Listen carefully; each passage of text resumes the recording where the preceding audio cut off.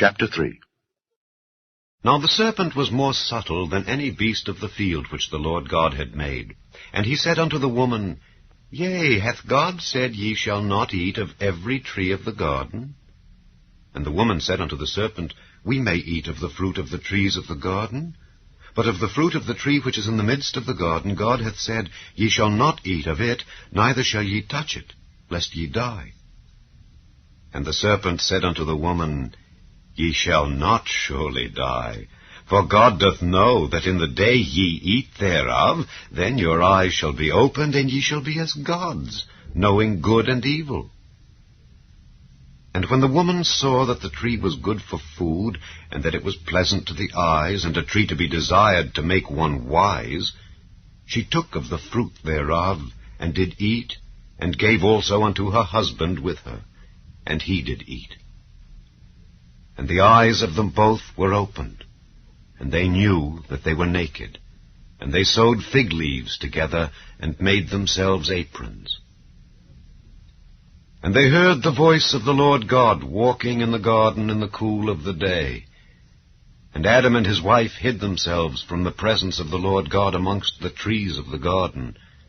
And the Lord God called unto Adam, and said unto him, Where art thou?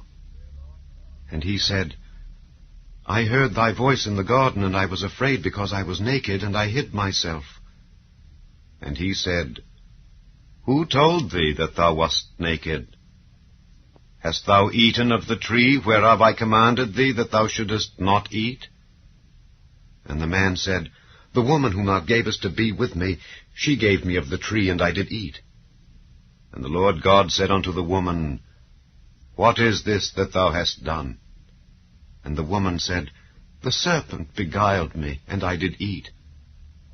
And the Lord God said unto the serpent, Because thou hast done this, thou art cursed above all cattle, and above every beast of the field.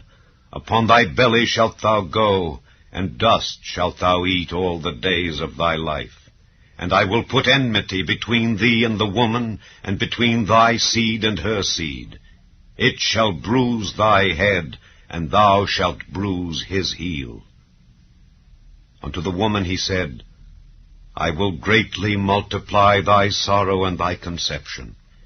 In sorrow thou shalt bring forth children, and thy desire shall be to thy husband, and he shall rule over thee. And unto Adam he said, Because thou hast hearkened unto the voice of thy wife, and hast eaten of the tree of which I commanded thee, saying, Thou shalt not eat of it, cursed is the ground for thy sake. In sorrow shalt thou eat of it all the days of thy life. Thorns also and thistles shall it bring forth to thee, and thou shalt eat the herb of the field. In the sweat of thy face shalt thou eat bread, till thou return unto the ground.